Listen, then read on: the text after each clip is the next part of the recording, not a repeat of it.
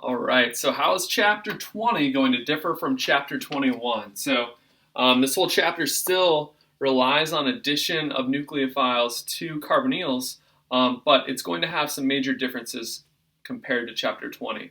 But let's take a real quick look at what chapter 20 looked like. We had strong nucleophiles, and they had irreversible addition to carbonyls. So that, for instance, this Grignard, we draw it with the full bond to the magnesium bromide, but we also say that it has some ionic character, so we can draw the MgBr plus. And essentially, we said that the partial negative on the negative charge on the carbon is pulled toward the partial positive on the carbonyl carbon. So we got addition that looked like this. And this species here is what we would call the initial adduct. And this initial adduct isn't really changing from where we are now to the product. Sure, it's going to pick up a proton, but the carbon skeleton of it, the atoms besides a hydrogen transfer, are all staying the same. So essentially, this is what happened when we added reagent 1. We'll also note that we needed some type of aprotic solvent, so I drew in the ether there. And then what happens when we add our acid? The basic oxygen, the O- is going to pull off that proton to form the final alcohol product here. So we had irreversible addition of our nucleophile, and that initial adduct was our product. Those are some things from chapter 20 that are very specific to chapter 20 and are going to be a little bit different than what we're dealing with in chapter 21. And why was that addition irreversible? Well, we can think about the stability of this versus the stability of this stuff. And the chapter 20 addition was irreversible because the oxygen anion was more stable than what?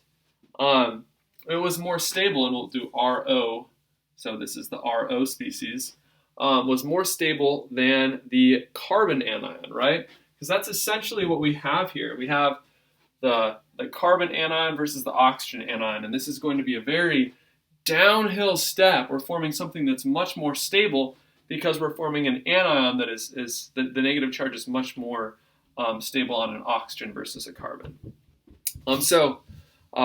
What about chapter 20? More on that in one moment.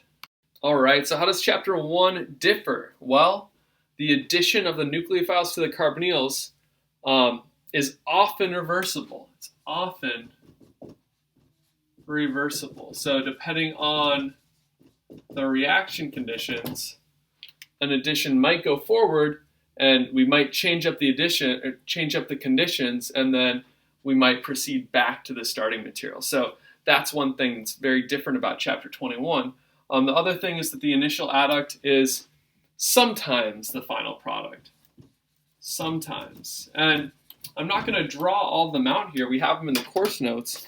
But essentially what we have in the course notes is this was chapter 20 right here. These first two reactions that we see here are really hydrides adding to a carbonyl and organometallics adding to a carbonyl. And this initial adduct that we formed was also the product. Everything that my hand is covering up right now is all chapter 21 stuff. And we see that with this first one right here, the initial adduct is the product. This is a cyanohydrin. It is the product. It turns out the cyanohydrin is going to be reversible depending on the conditions. But then the rest of the reactions that we see from here down, we have the initial adduct here, and that is not the final product.